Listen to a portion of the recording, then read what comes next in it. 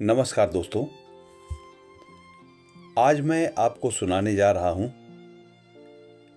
मुंशी प्रेमचंद की कहानी सती। आवाज मैं अजय कपूर। मुलिया को देखते हुए उसका पति कल्लू कुछ भी नहीं। फिर क्या कारण है कि मुलिया संतुष्ट और प्रसन्न है और कल्लू चिंतित और सशंकित? मुलिया को कौड़ी मिली है, उसे दूसरा कौन पूछेगा। कल्लू को रत्न मिला है, उसके सैकड़ों ग्राहक हो सकते हैं। खासकर उसे अपने चचेरे भाई राजा से बहुत खटका रहता है। राजा रूपवान है, रसिक है, बातचीत में कुशल है, स्त्रियों को रिझाना जानता है। इससे कल्लू मुलिया को बाहर नहीं निकलने देता। उस पर किसी की निगाह भी पड़ जाए ये उसे असह्य है। वो अब दिन रात मेहनत करता है जिससे मुलिया को किसी बात का कष्ट ना हो। उसे ना जाने किस पूर्व जन्म के संस्कार से ऐसी स्त्री मिल गई है। उस पर प्राणों को न्यौछावर कर देना चाहता है। मुलिया का कभी सिर भी दुखता है तो उसकी जान निकल जाती है। मुलिया का भी यही हाल है कि जब तक वो घर नहीं आता मछली की भांति तड़पती रहती है। गांव में कितने ही युवक हैं जो मुलिया से छेड़छाड़ करते रहते हैं, पर उस युवती की दृष्टि में कुरूप कलुआ संसार भर के आदमियों से अच्छा है। एक दिन राजा ने कहा, भाभी, भैया तुम्हारे जोग न थे। मुलिया बोली, भाग में तो वो लिखे थे, तुम कैसे मिलते। राजा ने मन में समझा बस अब मार लिया है। बोला, विधि ने यही तो भूल की। मुलिया मुस्कुराकर बोली, अपनी भूल तो वही सुधारेगा। राजा निहाल हो गया। तीज के दिन कल्लू मुलिया के लिए लट्ठे की साड़ी लाया। चाहता तो था कोई अच्छी साड़ी ले, पर रुपए न थे और बजाज ने उधार न माना। राजा भी उसी दिन अपने भाग्य की परीक्षा करना चाहता था। एक सुंदर चुंदरी लाकर मुलिया को भेंट की। मुलिया ने कहा, मेरे लिए तो साड़ी आ गई है। राजा बोला, मैंने देखी है, तभी तो मैं इसे लाया। तुम्हारे लायक नहीं है।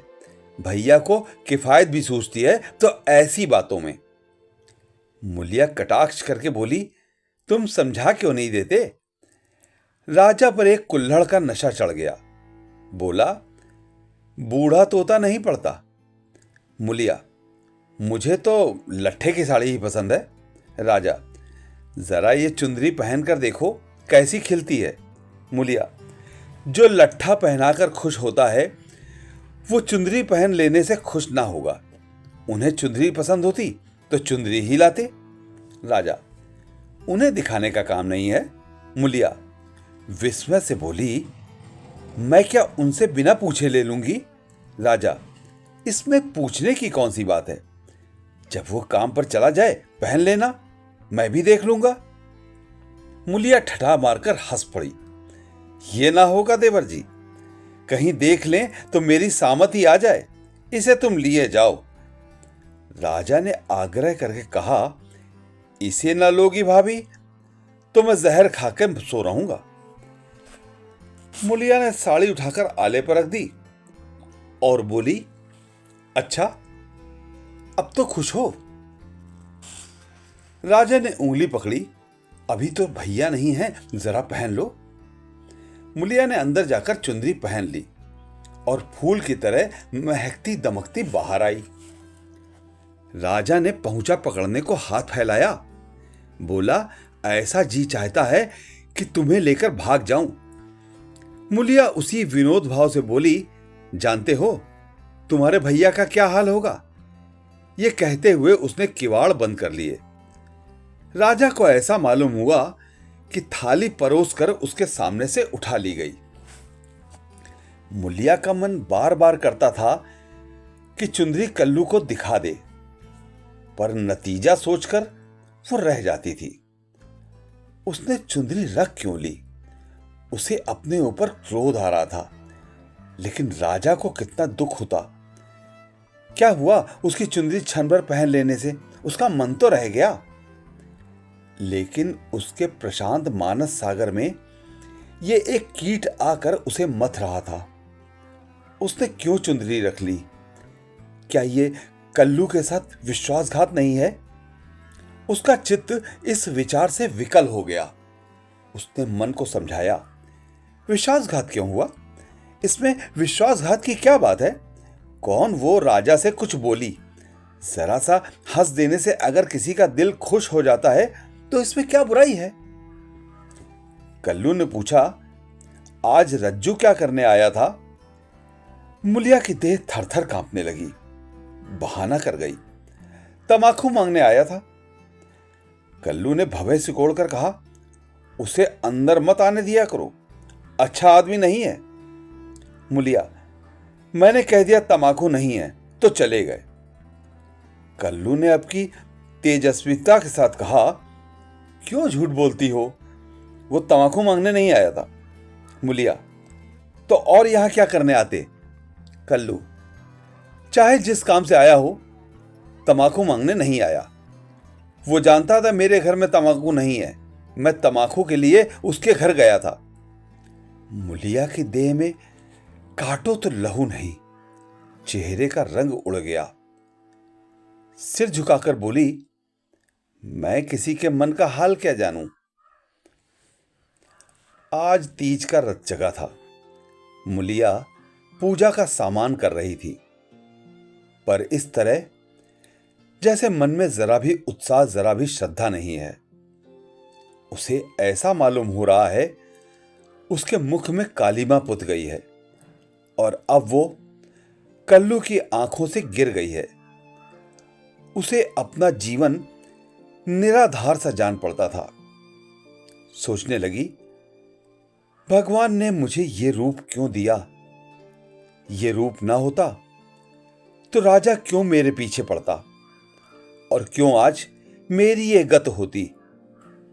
मैं काली कुरूप रहकर इससे कहीं सुखी रहती, तब तो मन इतना चंचल ना होता।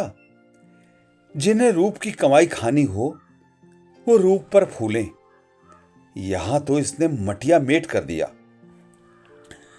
न जाने कब उसे झपकी आ गई तो देखती है कल्लू मर गया है और राजा घर में घुसकर उसे पकड़ना चाहता है। उसी दम एक वृद्धा स्त्री न जाने किधर से आकर उसे अपनी गोद में ले लेती है और कहती है, तूने कल्लू को क्यों मार डाला? मुलिया रोकर कहती है, माता, मैंने उन्हें नहीं मारा। वृद्धा कहती है, हां, तूने छुरी कटार से नहीं मारा। उस दिन तेरा तप छीन हो गया और इसी से वो मर गया। मुलिया ने चौकन्नी आंखें खोल दी। सामने आंगन में कल्लू सोया हुआ था। वो दौड़ी हुई उसके पास गई और उसकी छाती पर सिर रखकर फूट फूट कर रोने लगी। कल्लू ने घबराकर पूछा, कौन है? मुलिया, क्यों रोती हो? क्या डर लग रहा है? मैं तो जाग रहा हूं। मुलिया ने सिसकते हुए कहा, मुझसे आज एक अपराध हुआ है, उसे क्षमा कर दो। कल्लू उठ बैठा। क्या बात है? कहो तो, रोती क्यों हो? मुलिया, राजा तमाकू मांगने नहीं आया था, मैंने तुमसे झूठ कहा था। कल्लू हंसकर बोला, वो तो मैं पहले ही समझ गया था। मुलिया, वो मेरे लिए चुंदरी लाया था, तुमने लौटा दी? मुलिया कांपती हुई बोली, मैंने ले ली। कहते थे मैं जहर माहुर खा लूंगा। कल्लू निर्जीव की भांति खाट पर गिर पड़ा और बोला, तो रूप मेरे बस का नहीं है। देव ने कुरूप बना दिया तो सुंदर कैसे बन जाऊं? कल्लू ने अगर मुलिया को खौलते हुए तेल में डाल दिया होता तो भी उसे इतनी पीड़ा ना होती। कल्लू उस दिन से कुछ खोया खोया सा रहने लगा। जीवन में न वो उत्साह रहा, न वो आनंद। हंसना बोलना भूल सा गया। मूलिया ने उसके साथ जितना विश्वासघात किया था, उससे कहीं ज्यादा उसने समझ लिया, और यह भ्रम उसके हृदय में केवड़े के समान चिपक गया। वो घर अब उसके लिए केवल लेटने बैठने का स्थान था, और मूलिया केवल भोजन बना देने वाली मशीन। आनंद के लिए वो कभी कभी ताड़ी खाने चला जाता या चरस के दम लगाता। मूलिया उसकी दशा देख देख अंदर ही अंदर कुढ़ती थी। वो उस बात को उसके दिल से निकाल देना चाहती थी, इसलिए उसकी सेवा और मन लगाकर करती। उसे प्रसन्न करने के लिए बार बार प्रयत्न करती, पर वो जितना ही उसको खींचने की चेष्टा करती थी, उतना ही वो उससे विचलता था, जैसे कोई कटिये में फंसी हुई मछली हो। कुशल यह था कि राजा जिस अंग्रेज के यहां खानसामा था, उसका तबादला हो गया और राजा उसके साथ चला गया था। नहीं तो दोनों भाइयों में से किसी ना किसी का जरूर खून हो जाता। इस तरह साल भर बीत गया। एक दिन कल्लू रात को घर लौटा तो उसे ज्वर था। दूसरे दिन उसकी देह में दाने निकल आए। मूलिया ने समझा माता हैं, मान मनौती करने लगी, मगर 4-5 दिन में ही दाने बढ़कर आंवले पड़ गए और मालूम हुआ कि यह माता नहीं, उपदंश है। कल्लू के कलुषित भोग विलास का यह फल था। रोग इतनी भयंकरता से बढ़ने लगा कि आंवलों में मवाद पड़ गया, और मवाद पड़ने के कारण उनमें से ऐसी दुर्गंध उड़ने लगी कि पास बैठते नाक फटती थी। देहात में जिस प्रकार का उपचार हो सकता था, वो मूलिया करती थी, पर कोई लाभ ना होता था, और कल्लू की दशा दिन दिन बिगड़ती जाती थी। उपचार की कसर वो अबला अपनी स्नेहमय सेवा से पूरी करती थी। उस पर गृहस्थी चलाने के लिए अब मेहनत मजूरी भी करनी पड़ती थी। कल्लू तो अपने किए का फल भोग रहा था। मूलिया अपने कर्तव्य का पालन करने में मरी जा रही थी। अगर कुछ संतोष था तो ये कल्लू का भ्रम उसकी इस तपस्या से भंग होता जाता था। उसे अब विश्वास होने लगा था कि मूलिया अब भी उसी की ही है।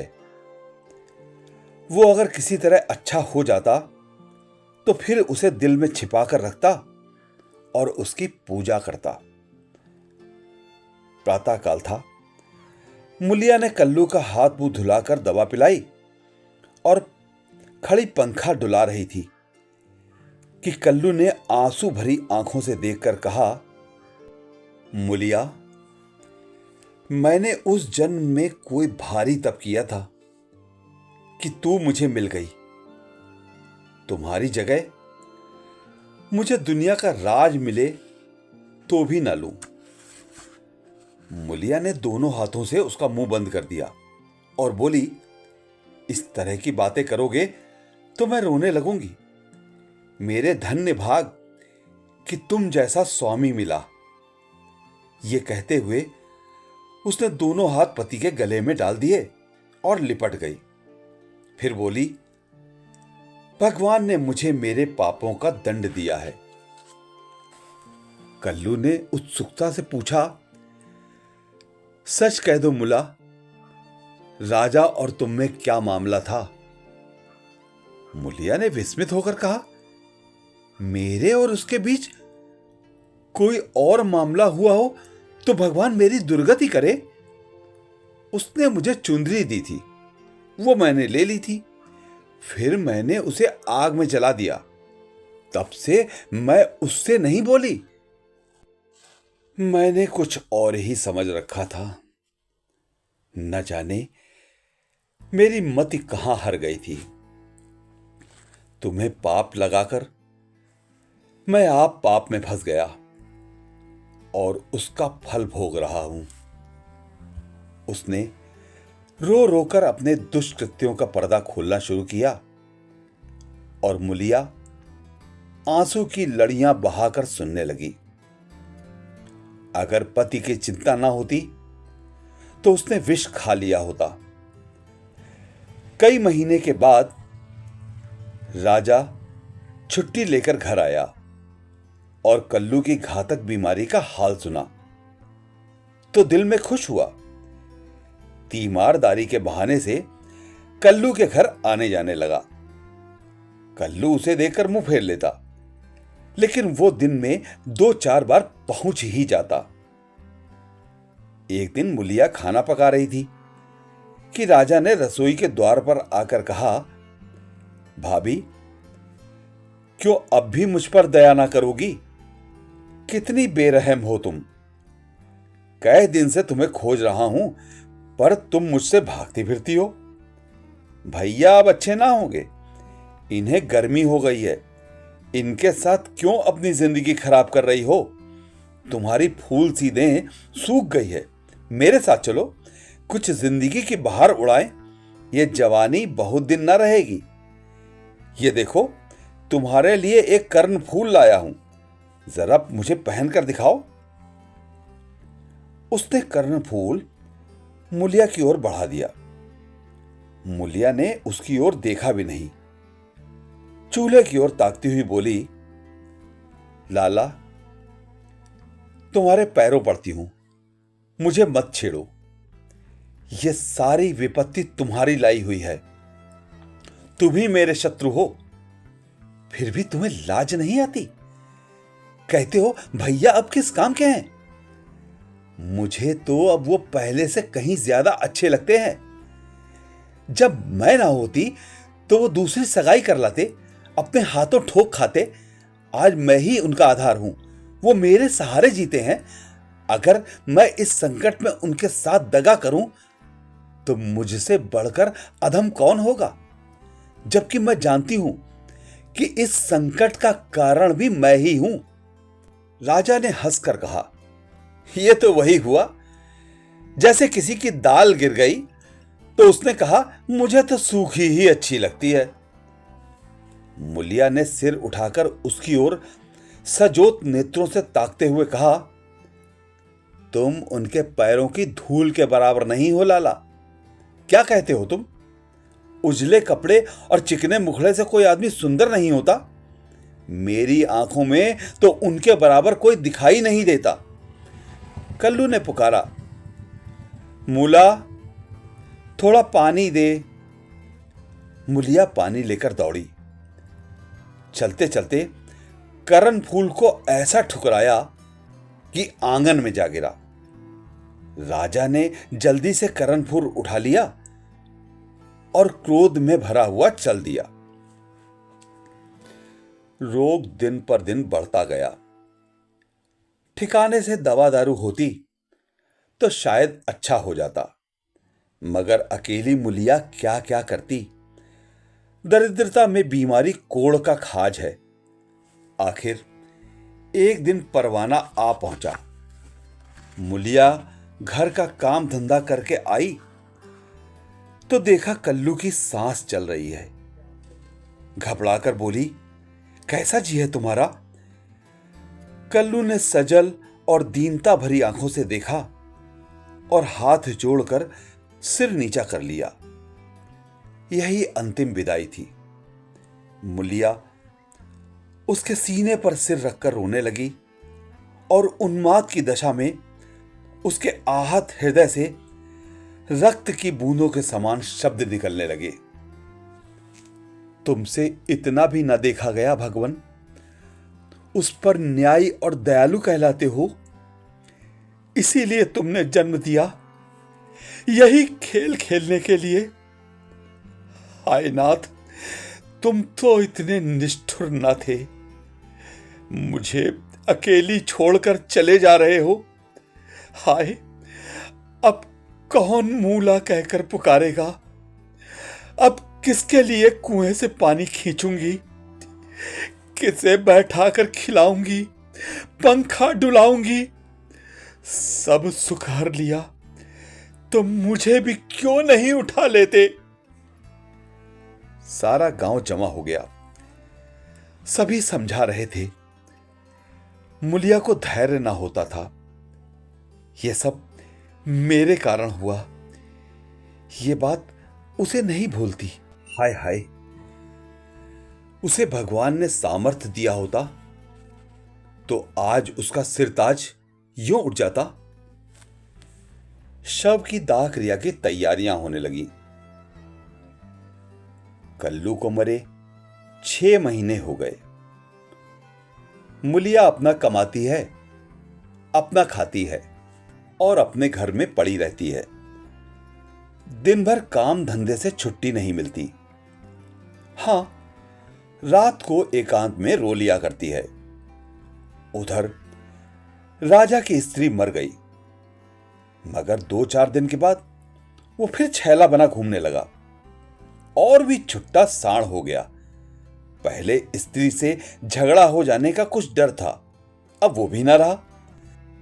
अब की नौकरी पर से लौटा तो सीधे मुलिया के घर पहुंचा और इधर उधर की बातें करने के बाद बोला, भाभी, अब तो मेरी अभिलाषा पूरी करोगी या अभी और कुछ बाकी है? अब तो भैया भी नहीं रहे, इधर मेरी घरवाली भी सिधारी, मैंने तो उसका गम भुला दिया। तुम कब तक भैया के नाम को रोती रहोगी? मुलिया ने घृणा से उसकी ओर देखकर कहा, भैया नहीं रहे तो क्या हुआ? भैया की याद तो है, उनका प्रेम तो है, उनकी सूरत तो दिल में है, उनकी बातें तो मेरे कानों में हैं। तुम्हारे लिए और दुनिया के लिए वो नहीं है, मेरे लिए वो अब भी वैसे ही जीते जागते हैं। मैं अब भी वैसे ही बैठे देखती हूं। पहले तो देह का अंतर था, अब तो वो मुझसे और भी नगीच हो गए हैं और ज्यों-ज्यों दिन बीतेंगे और भी नगीच होते जाएंगे। भरे पूरे घर में दाने की कौन कदर करता है? जब घर खाली हो जाता है तब मालूम होता है कि दाना क्या है। पैसे वाले पैसे की कदर क्या जाने। पैसे की कदर तब होती है जब हाथ खाली हो जाता है, तब आदमी एक एक कौड़ी दांत से पकड़ता है। तुम्हें भगवान ने दिल ही नहीं दिया, तुम क्या जानो सोहबत क्या है। घर वाली को मरे अभी 6 महीने भी नहीं हुए और तुम साण बन बैठे। तुम मर गए होते तो इसी तरह वो भी अब तक किसी के पास चली गई होती। मैं जानती हूं कि मैं मर जाती तो मेरा सिरताज जन्म भर मेरे नाम को रोया करता। ऐसे ही पुरुषों की स्त्रियां उन पर प्राण देती हैं। तुम जैसे सोहदों के भाग में पत्तल चाटना लिखा है, चाटो, मगर खबरदार, आज से मेरे घर में पांव ना रखना, नहीं तो जान से हाथ धोगे। बस निकल जाओ यहां से। उसके मुख पर ऐसा तेज स्वर में इतनी कटुता थी कि राजा को जबान खोलने का साहस ना हुआ। चुपके से निकल भागा। और यह कहानी यहीं पर समाप्त होती है। आपसे निवेदन है कि आप हमारे चैनल को सब्सक्राइब करें और बेल आइकन भी दबा दें। धन्यवाद।